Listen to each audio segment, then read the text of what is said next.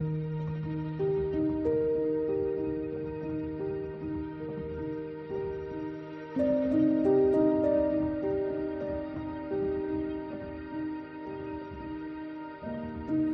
Guys, আমি আরিফুর। আর দেখতে পাচ্ছ আমি ঠিক যেই জায়গায় এসেছি এটা হচ্ছে চন্দ্রকোনা রোড থেকে প্রায় হাফ কিলোমিটার দূরে আমরা এসেছি। পরিমল কানন একটা পার্ক রয়েছে, সেই পার্কটা আমরা মেদিনীপুরের লোকেরা কম বেশি আমরা সকলেই জানি। সেইখানে আসি, কিন্তু দূর দূরান্তের অনেক মানুষরা জানে না। কলকাতা থেকে আসতে গেলে প্রায় 165 কিলোমিটার রাস্তা, আর খড়গপুর থেকে প্রায় 50 কিলোমিটারের মতো রাস্তা। আর এই পার্কের বিস্তারিত জায়গা আমি তোমাদেরকে আজ আলোচনা করব আর দেখানোর চেষ্টা করব। দেখতে পাচ্ছ খুব বিশাল একটা বড় এরিয়া নিয়ে সারি সারি গাছ রয়েছে চারিদিকে। আর সেই পার্কের ভিতরেই প্রথমে ঢোকার শুরুতেই রয়েছে একটা স্মৃতি মঞ্চ। দেখতে পাচ্ছ আমার পিছনে রয়েছে, আর এটা হচ্ছে মেন গেট। এই গেটটা থেকে আমি প্রবেশ করলাম, এখন আমি ভিতরের দিকে এগিয়ে যাচ্ছি।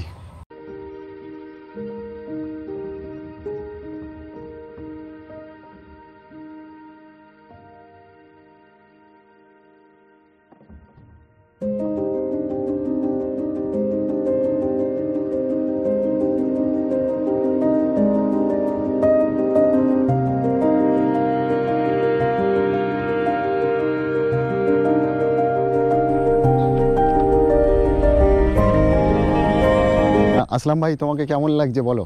খুব সুন্দর জায়গা। এই আমাদের যে পরিমল কানন পার্কে এসেছি, আর এই পার্কের বৈশিষ্ট্য হচ্ছে বেশিরভাগটাই অরণ্য, সবুজ উদ্ভিদে ঘেরা। সেই জন্য আমাদের একটা সেই প্রাকৃতিক চলেই আসছে আমার মুখে। প্রাকৃতিক সৌন্দর্য সাজিয়ে রয়েছে এই পার্কটাতে। অবভিয়াসলি যে কেউ আসবে তাকে কিন্তু ভালো লাগে।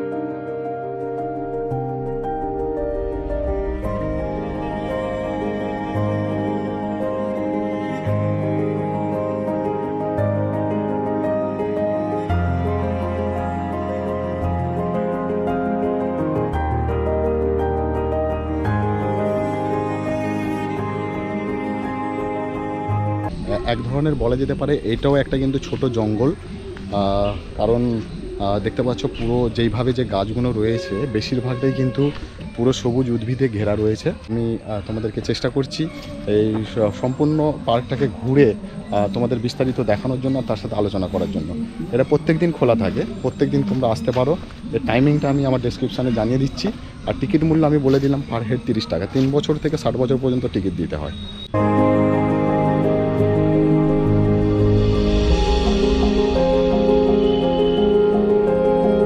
যারা আমার ভিডিও দেখছো, যাদেরকে ভালো লাগছে, প্লিজ ভিডিওটার শেষে আমার এই চ্যানেলটা বন্ধুদের সাথে লাইক, শেয়ার আর সাবস্ক্রাইব করতে একদম ভুলো না। পার্কের ভিতরে দেখতে পাচ্ছ এখানে এরকম অনেকগুলো জায়গাতেই পুরুষ আর মহিলার জন্য টয়লেট করা আছে, পানীয় জলের ব্যবস্থা করা আছে। ইভেন ভিতরে দোকানও আছে। আমরা কিছু হালকা খাওয়া দাওয়ার, কোল্ড ড্রিঙ্কস, এই ধরনের চা খাওয়ার জন্য সেই ধরনের দোকানও ভিতরে করা রয়েছে। অনেক বড়, প্রায় 30 হেক্টর জায়গা নিয়ে এই পার্কটাকে তৈরি করা হয়েছে।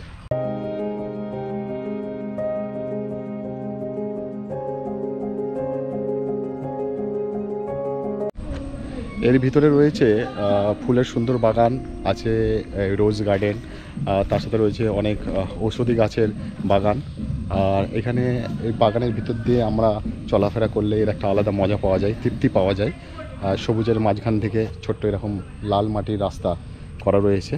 আর তার সাথে বাচ্চাদের জন্য রয়েছে টয় ট্রেনটা বন্ধ রয়েছে, বোর্ডিংটাও বন্ধ রয়েছে। পাখিদের জন্য আলাদা আলাদা করে অ্যাভিয়ারি করা রয়েছে। আর এই ধরনের পার্ক রয়েছে বাচ্চাদের খেলার জন্য। এই ধরনের বিস্তারিত জায়গা নিয়ে এই পার্কটা তৈরি করা হয়েছে। শুধু এখানে বেড়ানোর জন্যই নয়, তোমরা যদি চাও সপরিবারে বা বন্ধুবান্ধবদেরকে নিয়ে আগে থেকে একটা প্ল্যানিং করে একদিনের জন্য একটা পিকনিকের জন্য একটা বেস্ট জায়গা হবে। কারণ এত সুন্দর একটা ফাঁকা জায়গা, নিরিবিলি, তার সাথে পুরো উদ্ভিদে ঘেরা, আর পাখির ডাক, খুব সুন্দর একটা পরিবেশ। তার সাথে আমার মনে হয় একদিন পিকনিক স্পটের জন্য যদি তোমরা আসো, নিশ্চয়ই তোমাদেরকে একটা আলাদা অনুভূতি হবে। আমি যেই জায়গাটা দিয়ে ক্রস করছি, এটা একটা দেখতে পাচ্ছ বড় আম বাগান রয়েছে, প্রচুর ঘন আম বাগান এইখানটাতে তোমাদের দেখাচ্ছি। তোমরা দেখো এর পরিবেশটা, সত্যি বলছি একদম ভোলার মতো নয়, খুব সুন্দর লাগছে। আর একটা কথা বলে রাখি, এই জায়গাটা অনেকটা বড়, বেশ অনেকটা বড় জায়গা। ঘুরতে গেলে হাতে একটু সময় নিয়ে আসবে। আর প্রচুর বাগান রয়েছে, বিভিন্ন গাছেরই চাষ হচ্ছে এখানে, বিভিন্ন গাছের চাষ হচ্ছে, আর সব রকমের গাছ রয়েছে এখানে। অ্যাকচুয়ালি এটা 300 হেক্টর জায়গা নিয়ে এই বাগানটা তৈরি করা হয়েছে। পুরো বাগান এরকম ঘুরতে গেলে সময় লাগবে। আর তোমরা যখন আসবে হাতে কিন্তু একটু সময় নিয়ে আসবে, কারণ এখানে তো ওয়াকিং জায়গা, মানে আমাদের এখানে কোনো গাড়ি নিয়ে আমাদের ঢুকতে পারবো না, আমাদের হেঁটে হেঁটে ঘুরতে হবে। সেই কারণে আমাদের বেশ কিছুটা সময় লাগবেই এই গোটা পার্কটা ঘুরতে গেলে। অনেক বড় এরিয়া রয়েছে আমি তো তোমাদের কন্টিনিউ সেই থেকে ভিডিও করে যাচ্ছি। আর দেখলে আমরা কতক্ষণ আগে ঢুকেছি, তার ভিতরে অনেক জায়গা আমরা শ্যুটও করা হয়নি, বিস্তারিত জায়গা আমরা ঘুরছিলাম। আর এখানে একটু অসুবিধা হচ্ছে, যেহেতু কাপলরা অনেক আছে, তো আমাকে ভিডিও করতে একটু কিন্তু বোধ হচ্ছে। তারা বসে রয়েছে, আমাকে একটু স্কিপ করে, মানে একটু সাইড করে আমাকে ভিডিও করতে হচ্ছে, যাতে তাদের কোনো রকম আমার এই ক্যামেরা ফ্রেমে তাদের কোনো রকম যাতে ভিডিও না চলে আসে। সেই জন্য আমরা ঘুরে ঘুরে দেখছি যে জায়গাটা ফাঁকা রয়েছে, আর যতটা পারছি চেষ্টা করছি তোমাদেরকে সেই ঘুরে ঘুরে দেখানোর জন্য। আর আমরা বাইরে আমাদের কারটা রেখে দিয়ে এসেছি, এটা বাইরে যে পার্কিংটা রয়েছে আমাদেরকে বললো, যেটা এখন আমরা দিইনি, আমরা এক্সিটের সময় যখন বেরিয়ে যাব তখন আমরা সেই কার পার্কিংয়ের পয়সাটা দেবো, সেটা আমাদের 20 টাকা বললো। আরেকবার বলে দিচ্ছি, এটা হচ্ছে চন্দ্রকোনা স্টেশন থেকে কি, হ্যাঁ ওটা অনেক আমার ভিডিওতে দেখানো রয়েছে। তো চন্দ্রকোনা স্টেশন থেকে প্রায় 0.5 কিলোমিটার দূরেই চন্দ্রকোনা। হ্যাঁ আচ্ছা, এরকম কি আছে?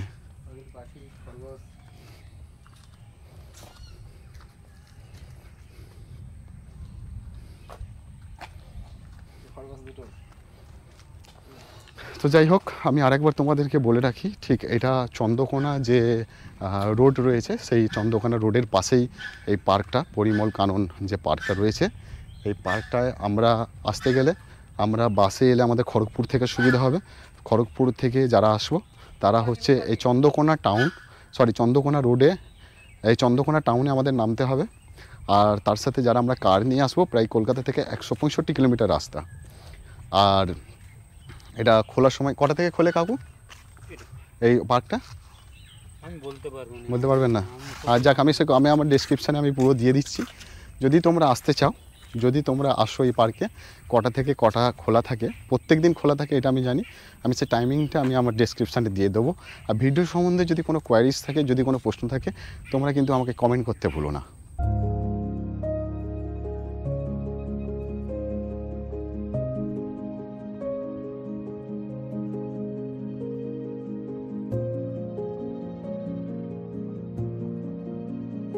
ঠিক গেট থেকে প্রবেশ করার মুখেই এই ধরনের একটা দোকান আছে, যেখানে আমাদের এখানে সব রকম হালকা স্ন্যাক্স বলো, কোল্ড ড্রিঙ্কস বলো, এখানে পাওয়া যায়।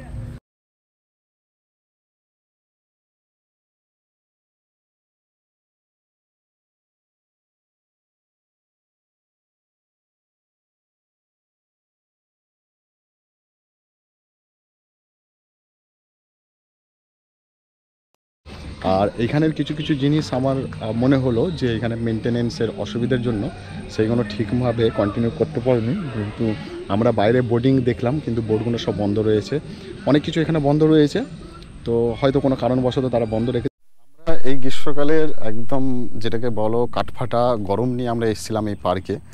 আর আসার পরে আমরা অনেকটা স্বস্তি পেলাম, অনেকটা আমাদেরকে ভালো লাগলো, মন থেকে নিয়ে, শরীর থেকে নিয়ে খুব ভালো লাগলো। আমরা ঘোরাঘুরি করে গেলাম, আর আমি তোমাদেরকে যতটুকু পারলাম আমার এই ভিডিওর মাধ্যমে তোমাদেরকে তুলে ধরলাম আজকের এই পরিমল কানন পার্কটাকে নিয়ে।